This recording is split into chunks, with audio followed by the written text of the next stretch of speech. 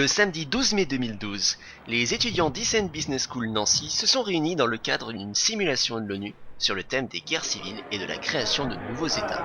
Simulation dans laquelle les étudiants prenaient le rôle du délégué du pays de leur choix. Occasion pour les étudiants d'ICN d'ouvrir leurs portes à tous les établissements de l'Est de la France et l'occasion pour nous de revenir sur cet événement.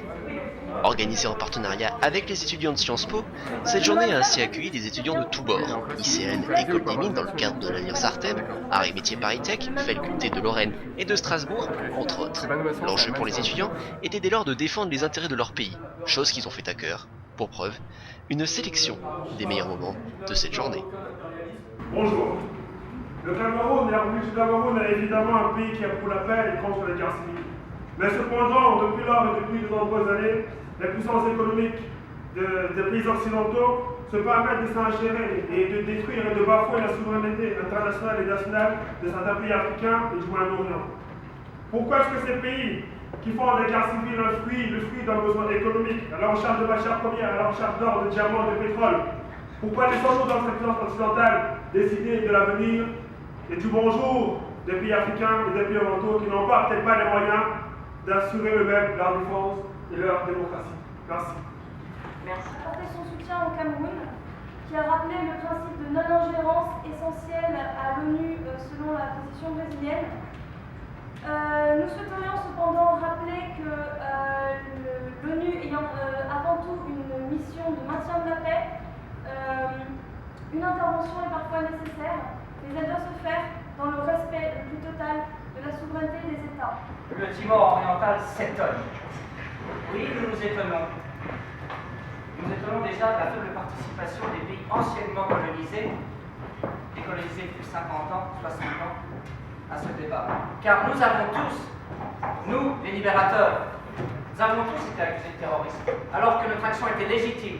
Car oui, l'ONU lui-même a des instances sur la décolonisation.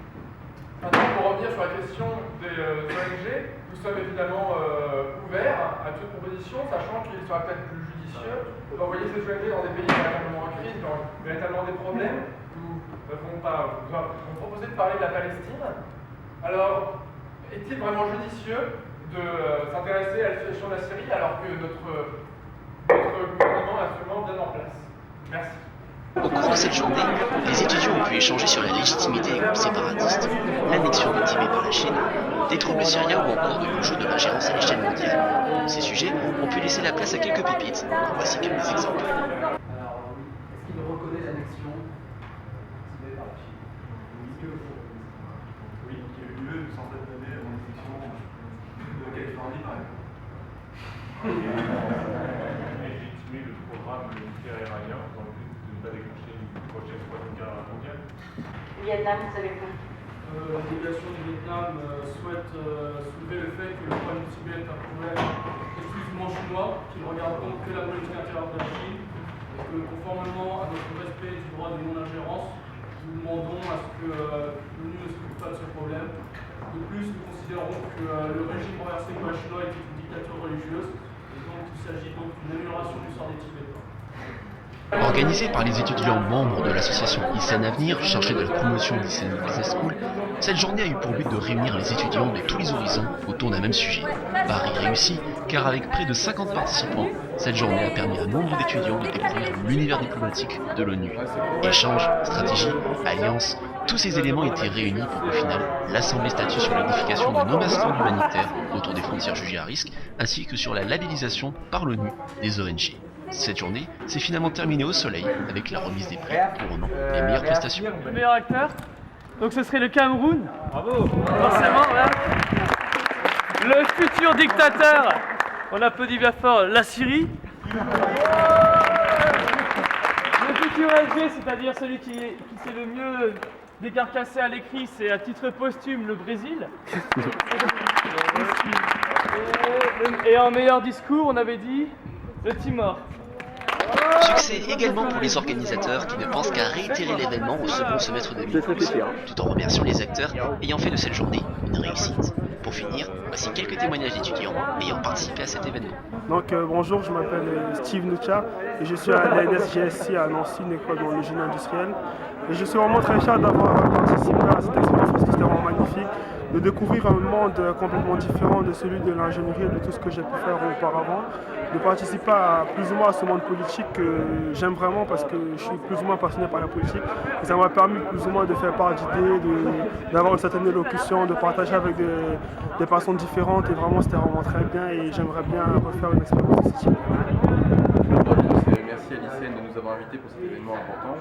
Alors, nous sommes tous les deux élèves des arts et métiers Paris Tech, le centre de Metz et le centre de Châlons-Espagne. Et travailler avec des gens qui sont en sciences politiques ou en école de commerce nous permet d'avoir des échanges et des points de vue divers et variés. Le thème sur l'ONU et les guerres civiles nous permet à nous, qui ne sommes pas dans ce domaine d'études, d'avoir une réflexion qui pourrait être importante pour l'avenir, parce que c'est des réflexions qu'on pourrait avoir par rapport à notre avenir et notre futur. Je suis aux mines actuellement en deuxième année, mine de Nancy. J'ai pris un pays, donc la Syrie, qui est un pays actuellement avec quelques problèmes politiques, histoire de vraiment être au cœur de l'actualité et de pouvoir participer au maximum. Et en effet, je me suis beaucoup amusé.